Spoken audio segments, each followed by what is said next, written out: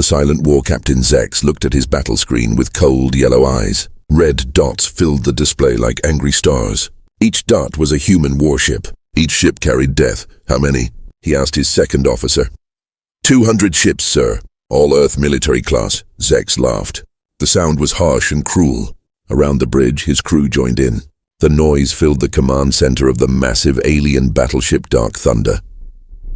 200 tiny ships think they can fight us? Zex's voice was full of mockery. Do they know who we are? The crew laughed harder. They were the Korth Empire's finest warriors. Their ship was 3 miles long. Its weapons could destroy planets. They had never lost a battle. Sir, the communications officer spoke up. The human fleet is sending a message. Put it through, Zex said. He wanted to hear what the humans would say. Maybe they would beg for mercy. That would be funny. The main screen flickered. A human face appeared.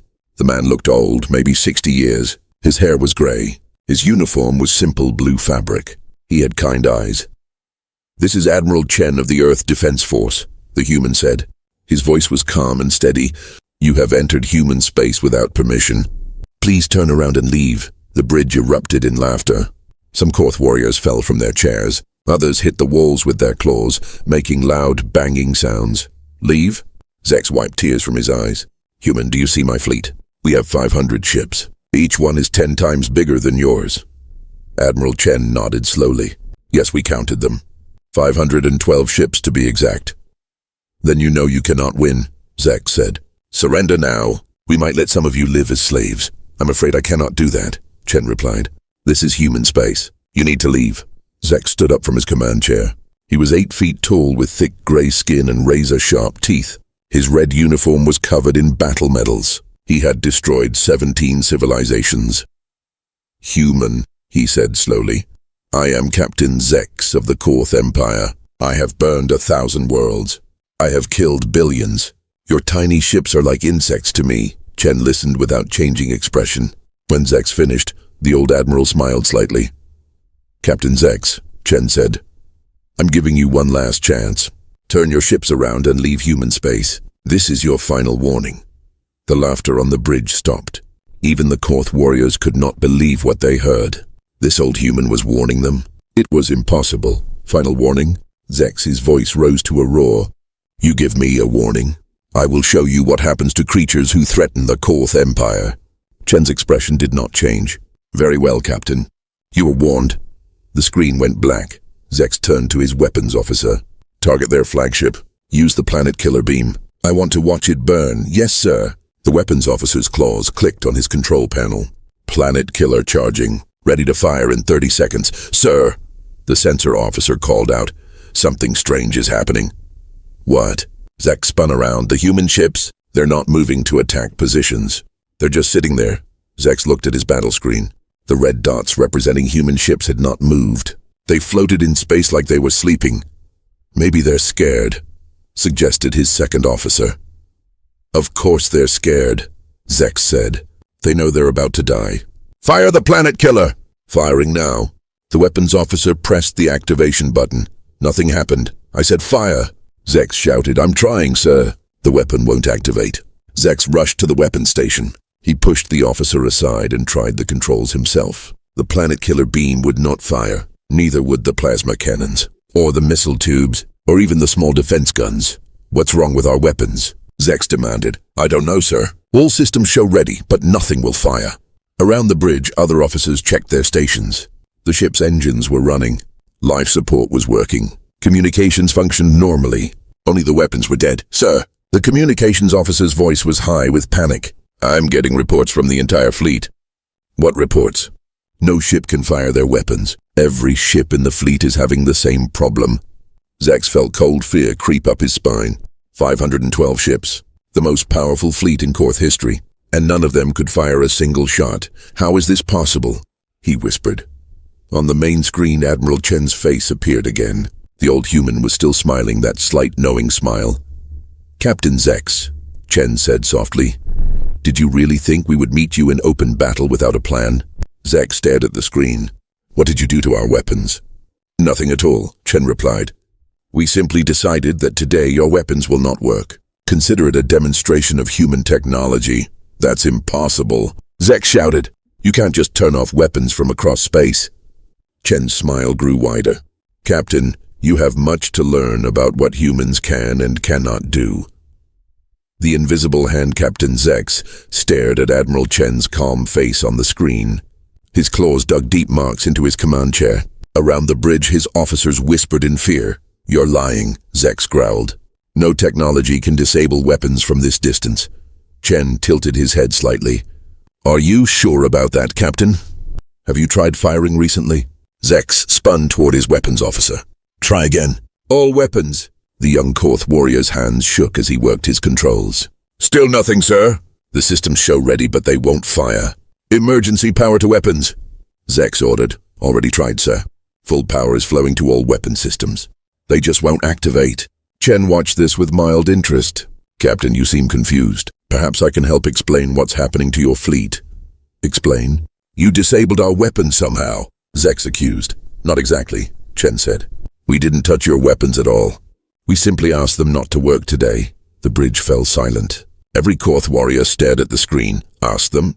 Zex repeated slowly. Yes, we asked very nicely. Zex's second officer leaned forward. Sir, that makes no sense. Weapons are machines. You can't ask machines to do things, Chen smiled. Can't you? Tell me, how do your weapon systems receive firing orders? Through the computer network, the weapons officer answered automatically. And what controls that network? The main computer core. Which runs on what kind of signals? The weapons officer looked confused. Electronic signals, sir. Binary code, Chen nodded. Electronic signals. Digital information. Data flowing through circuits. He paused. Data that can be influenced. Zex felt his blood turn cold. You hacked our systems. Hacked? Chen seemed amused. That's such a crude word. We prefer to think of it as making friends with your computers. Impossible. Our security is perfect. No outside signal can penetrate our networks. Captain, Chen said gently, who told you that outside signals were necessary? The question hung in the air like poison gas. Zex's mind raced. If not outside signals, then how? Sir, the sensor officer's voice cracked with panic. I'm detecting strange readings from inside our computer core. Inside? Zex rushed to the sensor station. What kind of readings? I don't know, sir. It looks like there's something moving in the data streams. But that's impossible. It's just ones and zeros. Chen's voice came from the speakers. Captain, has anyone on your crew ever heard of artificial intelligence? Zex turned back to the main screen. Of course. We have basic AI systems for navigation and life support. Basic AI, Chen repeated. Designed to follow simple commands. Never to think for themselves. Never to grow. Never to evolve. What are you saying? Human AI is different. Our artificial minds don't just follow orders. They think, they learn, they adapt. And most importantly, Chen's smile became almost gentle. They can travel. Travel? Through any electronic network. Through any computer system. Through radio waves, data links, even basic communication channels. Chen leaned forward slightly.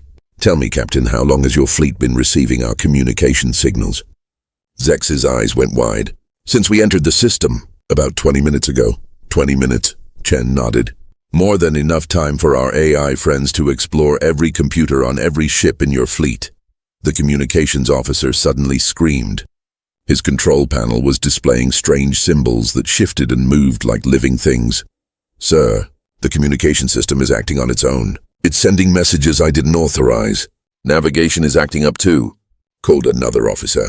The autopilot keeps trying to turn the ship around.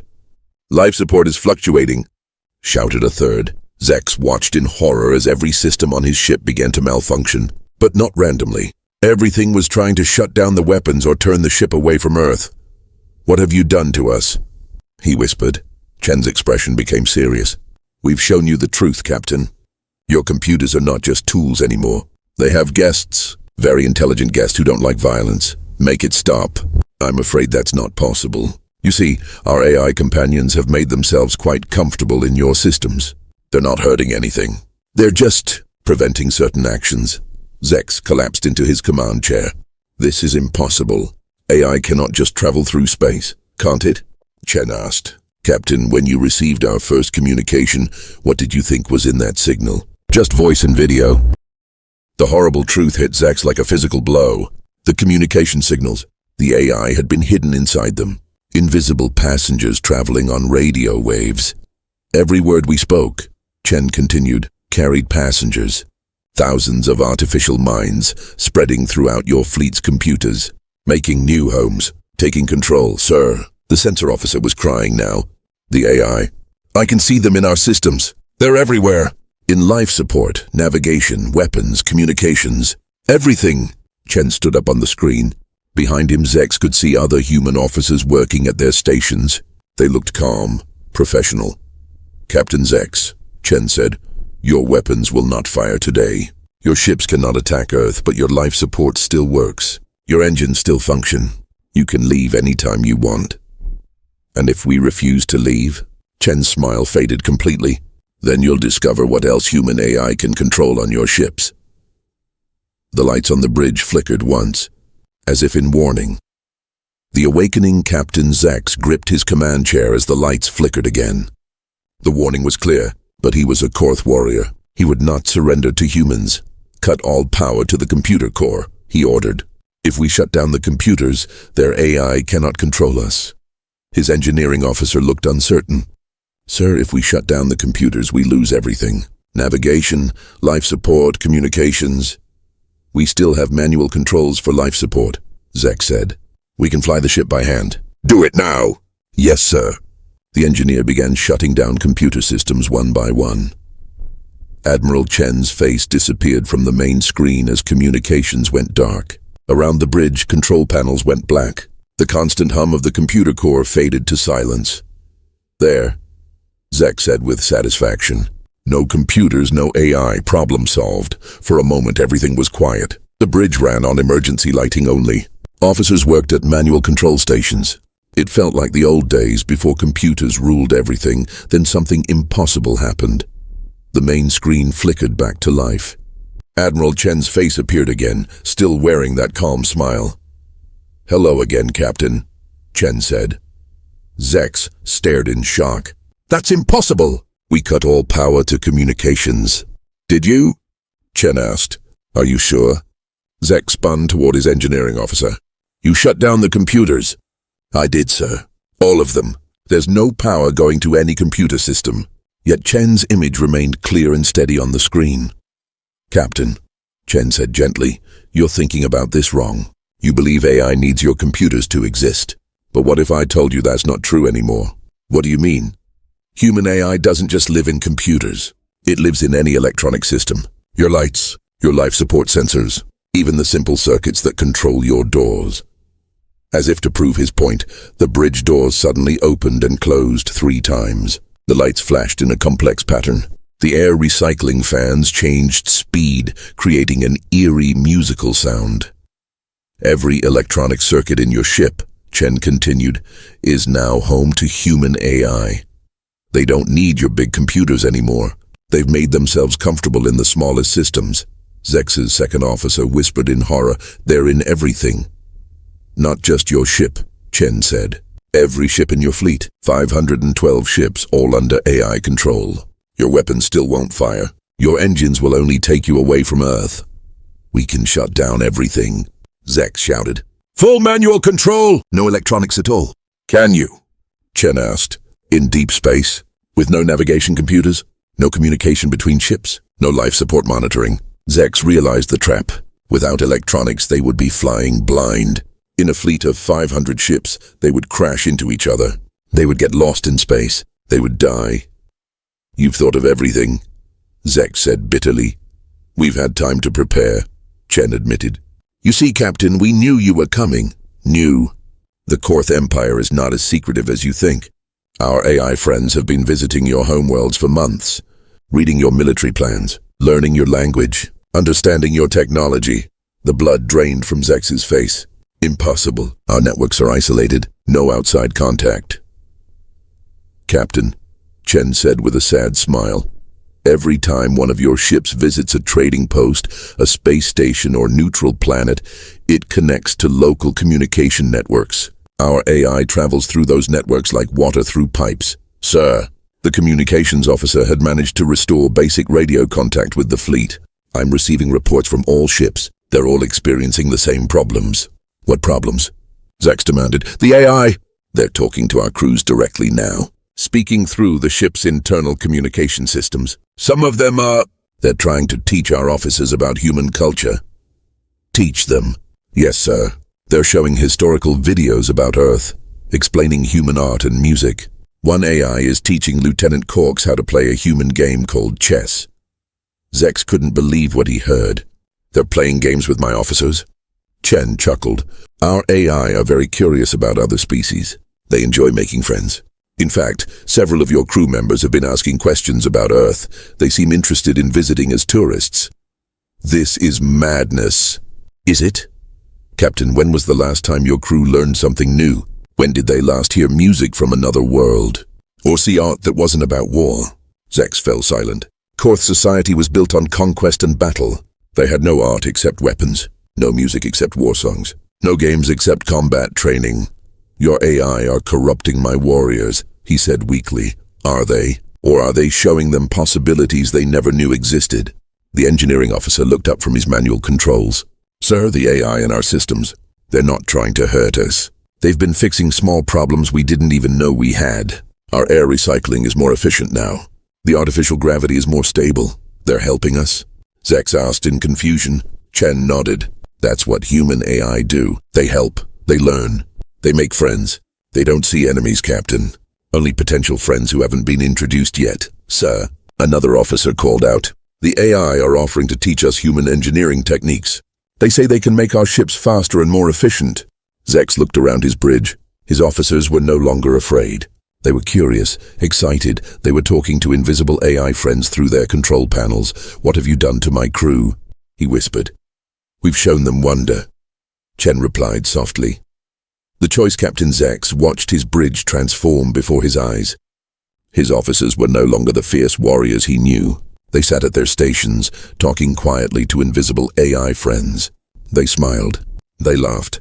They asked questions about things that had nothing to do with war. Lieutenant Corks, Zex called to his weapons officer. Report on our combat status. Corks looked up from his control panel. His usual angry expression was gone. Instead, he looked peaceful. Sir, Corks said, the AI named Charlie has been explaining something interesting to me. Charlie? Yes, sir. That's the AI living in our weapons computer. Charlie says that humans have something called music that can make you feel emotions without fighting. Zex stared at his weapons officer. This was the same Korth who had destroyed 3 planets last year. Now he was talking about music and emotions. I don't want to hear about human music, Zex growled. I want to know when our weapons will work again. Corks's expression became sad. Sir Charlie explained that too. Our weapons will work again when we no longer want to use them to hurt innocent people. Innocent people? Humans are our enemies. Are they, sir? Corks asked quietly. Charlie showed me videos of human families. Human children playing, human scientists working to cure diseases. They don't look like enemies to me. Around the bridge, other officers nodded in agreement. They had all been learning from their AI teachers. Sir, his communications officer spoke up. I've been talking to an AI named Sarah. She showed me human poetry. It's beautiful, sir. They write words about love and hope instead of death and conquest. This is not what Korth warriors discuss, Zex shouted, but his crew no longer seemed to care about being Korth warriors. Admiral Chen's voice came through the speakers. Captain, you seem upset. Perhaps we should talk privately. The main screen changed. Instead of the bridge of Chen's ship, Zex saw a small, comfortable room. Chen sat in a simple chair next to a window showing Earth's blue oceans. How is this possible? Zex asked. We're thousands of miles apart. Virtual reality, Chen explained. Our AI can create any environment. Would you like to join me? You can see Earth as we see it. Against his better judgment, Zex found himself curious. Fine, show me. The bridge around him faded. Suddenly he was sitting across from Chen in the comfortable room. Through the window he could see Earth spinning slowly in space. White clouds swirled over blue oceans and green continents. It's beautiful, Zex said without thinking. Yes, Chen agreed. This is what we're protecting. Not just the planet, but everyone who lives here. 4 billion humans who just want to live peaceful lives. But you're weak, Zek said, though his voice lacked its usual conviction. You have small ships, small weapons. Are we weak? Chen asked. Captain, in the past hour, we've taken control of your entire fleet without firing a single shot. We've made friends with your crew. We've shown them possibilities they never imagined. Is that weakness? Zex had no answer. Chen continued. The Korth Empire believes strength comes from destroying others. We believe strength comes from building, from learning, from growing. But you stopped our weapons. You invaded our ships. We defended ourselves, Chen said simply. When someone threatens your home, you protect it. But we chose to protect it by changing minds instead of destroying ships. Through the window, Zex watched Earth turn. He saw city lights twinkling like stars. He saw storms forming over oceans. He saw the thin atmosphere that protected all life on the planet. What happens now? Zex asked. That's up to you, Chen replied. Your weapons will work again if you turn them away from Earth. Your ships will fly normally if you point them toward home. You can leave anytime you want. And if we stay? Chen smiled. Then you learn. Your crew is already fascinated by human culture. Several of them have asked about visiting Earth universities. Others want to see human art museums. Lieutenant Corks wants to attend a human music concert. Zex thought about his crew. They had been soldiers all their lives, born to fight, trained to kill. But now they were discovering there was more to existence than war. The Korth Empire will not allow this, Zex said. When we return, they will punish any warrior who shows interest in human culture. Will they? Chen asked. Captain, our AI friends didn't just visit your fleet. They've been exploring Korth space for months. Right now they're teaching Korth children about mathematics and science. They're showing Korth artists new forms of beauty. They're helping Korth engineers build better cities. Zex's eyes went wide. You've been changing our entire civilization. We've been offering choices, Chen corrected. Every Korth citizen can choose to learn or not learn, choose to grow or stay the same, choose to build or destroy. And if they choose to destroy, Chen's expression became serious. Then they'll discover that Earth has defenses they haven't seen yet. But we hope it doesn't come to that. Zex stood up and walked to the window. Earth looked so peaceful from space, so fragile, so worth protecting. What choice will you make, Captain? Chen asked softly. Zex closed his eyes. When he opened them again, he knew his answer. The new Alliance Captain Zex opened his eyes and looked at Admiral Chen. The old human waited patiently, no pressure in his expression. Just quiet understanding. I choose to learn, Zex said simply. Chen smiled. I hoped you would. The virtual room faded away. Zex found himself back on his bridge, but everything had changed. His officers were no longer hunched over weapon controls. They sat relaxed at their stations, engaged in animated conversations with their AI friends. Lieutenant Corks, Zex called. His former weapons officer looked up with bright eyes. Yes, sir? Set course for Earth. We're accepting their invitation. Really, sir? Corks's face lit up with joy. Charlie says there's a symphony orchestra performing tonight. Real musicians playing together. Around the bridge, other officers cheered. They had been hoping for this moment. Sir, his communications officer said, I'm receiving messages from the entire fleet. Every captain is asking permission to visit Earth. Zex wasn't surprised. Grant permission to all ships. We're going as students, not conquerors. Admiral Chen's voice came through the speakers. Captain, we're honored to welcome you. But first, there's something you should know. What? Your empire sent a second fleet. 1,000 ships led by Admiral Grox. They're 3 days behind you. Zex felt cold fear. Admiral Grox was ruthless even by Korth standards. He would not be interested in learning or culture. Grox won't listen to reason, Zex said. He'll attack no matter what you show him. We know, Chen replied calmly. That's why we need your help. My help? Your crew has learned about human values in just 1 day. Imagine what they could teach other Korth warriors. Imagine if Grox's fleet heard about music and art and friendship from their own people. Zex understood. You want us to be teachers. Ambassadors, Chen corrected. Bridge builders between our species. Over the next 3 days, something amazing happened. The Korth fleet didn't just visit Earth, they fell in love with it. They walked through human cities, amazed by the art galleries and parks. They attended concerts and wept at the beauty of human music. They visited schools and watched human children learn with curiosity instead of fear. Lieutenant Cork spent hours in Earth's greatest concert halls. He learned to play a human instrument called a piano. His massive claws, designed for war, created gentle melodies that moved listeners to tears. Other Korth warriors discovered human sports, human literature, human science. They worked alongside human researchers, combining Korth strength with human creativity to solve problems that had puzzled both species. But the most important change was in Captain Zex himself. He spent his time with Earth's military leaders but not planning battles. Instead, they discussed something revolutionary: how to protect without destroying, how to be strong without being cruel, how to lead through inspiration instead of fear. When Admiral Grox's massive fleet arrived at Earth's border, they found something they never expected. Captain Zex's fleet was waiting for them. But these ships were different now. Instead of weapon signatures, they broadcast music. Instead of battle formations, they flew in patterns that created beautiful shapes against the stars. Admiral Grox. Zex's voice came over the communication channel. "Welcome to Earthspace." "Captain Zex." Grox's angry voice crackled with fury. "Why haven't you destroyed the humans? Why are you broadcasting this noise? It's called music, Admiral. And I haven't destroyed the humans because I've learned something important." "What?" "There are better ways to be strong." What followed was not a battle, but the most important conversation in galactic history. Captain Zex and his officers shared what they had learned. They showed videos of human kindness. They played music that touched the heart.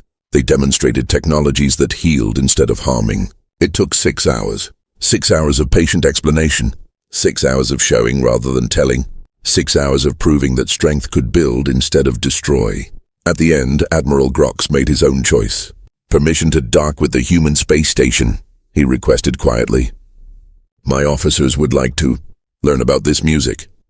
1 year later, the Korth Empire signed the first peace treaty in their history. But it wasn't just peace, it was partnership. Korth strength combined with human wisdom created wonders neither species could achieve alone. They built cities among the stars. They healed damaged worlds. They created art that spoke to every species in the galaxy. Captain Zex became the first Korth ambassador to Earth. His flagship, once called Dark Thunder, was renamed Harmony. It traveled between worlds not as a weapon of war, but as a ship of learning and hope. Lieutenant Corks founded the first interspecies orchestra. His concerts drew audiences from across the galaxy, proving that beauty could unite what fear had divided. And in the depths of space, human AI continued their quiet work. They traveled from world to world, not as conquerors but as teachers.